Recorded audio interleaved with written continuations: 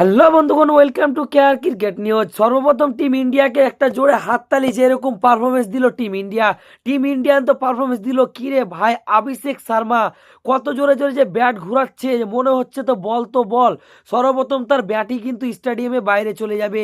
ঠিক তা উল্টো দিকে হার্দিক পান্ডে ইন্টারন্যাশনাল ক্যারিয়ারে টি-20 ফরম্যাটে কিন্তু 100টি উইকেট কমপ্লিট করলে আজকের ম্যাচে।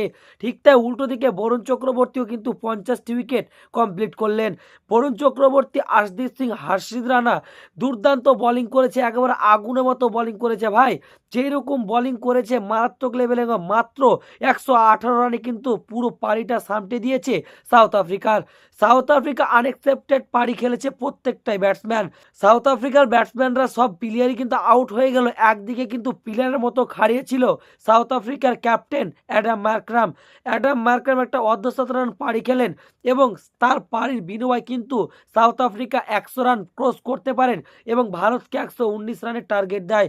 যেই দিকে সাউথ আফ্রিকার পাওয়ার প্লেতে মাত্র 25 রান হয়।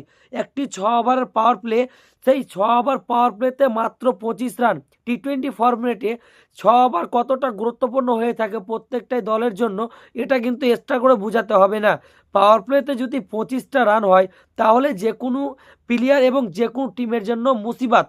এবার আজকে তার প্রমাণ দেখলাম আমরা।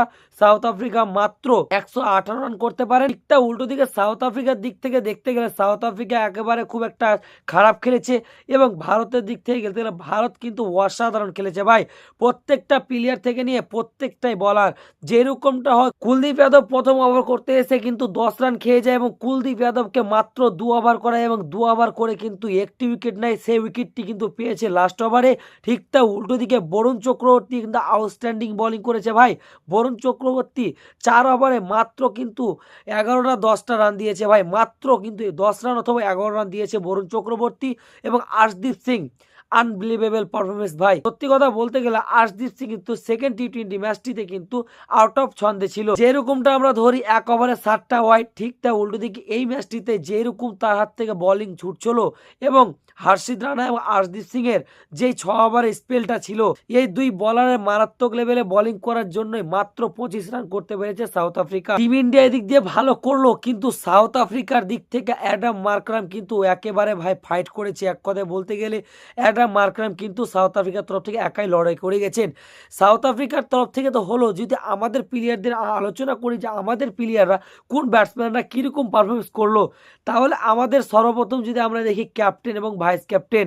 আরে ভাই, শুভমান গিল এই ম্যাচে রান পেলো, কিন্তু রান পেয়েও কিন্তু তার ফর্মটাকে কন্টিনিউ করতে পারলো। সে কিন্তু ফর্মটাকে অবহেলা করে ছেড়ে দিল।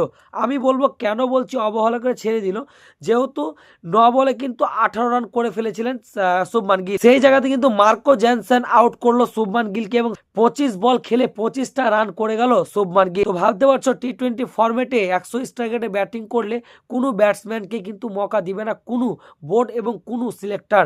ঠিক তা উল্টো দিকে ভাইস ক্যাপ্টেন কোটাতে খেলে আসছে শুভমান গিল। এই ম্যাচটিতে আমি পার্সোনালি চেয়েছিলাম যে শুভমান গিলকে বসিয়ে সঞ্জু স্যামসনকে মৌকা দেয়, সেটা টিম ম্যানেজমেন্ট কিন্তু রেস্ট দেয়নি তাকে, কিন্তু আবারও কামব্যাক করিয়েছে, মৌকা দিচ্ছে, কিন্তু সে কিন্তু মৌকাটা কাজে লাগাতে পারছেন না শুভমান গিল।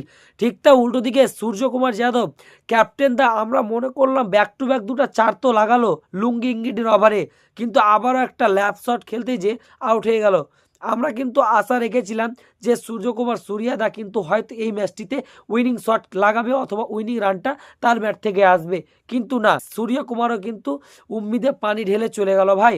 কিন্তু সব থেকে বড় কথা হচ্ছে আমাদের টিম ইন্ডিয়া কিন্তু এই ম্যাচটি 7 উইকেটে জিতে গেছে এবং বিশাল কিন্তু মার্জিনের সাথে জিতেছে আমাদের টিম ইন্ডিয়া এবং ভারত এই ম্যাচটি জিতে অনেকটাই কনফিডেন্স পাবে। তোমরা তো দেখেছো টি-20 সেকেন্ড টি-20 ম্যাচটিতে কীরকম ভাবে জঘন্যভাবে হেরেছে, এই ম্যাচটিতে কিন্তু অনেকটাই কনফিডেন্স পাবে ভারতের প্লেয়াররা।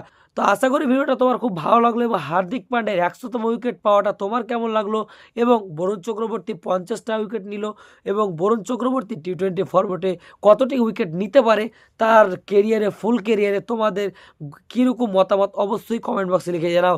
দেখা হচ্ছে নতুন কোনো ভিডিওতে, ততক্ষণ পর্যন্ত তোমরা সব ভালো থেকে ধন্যবাদ।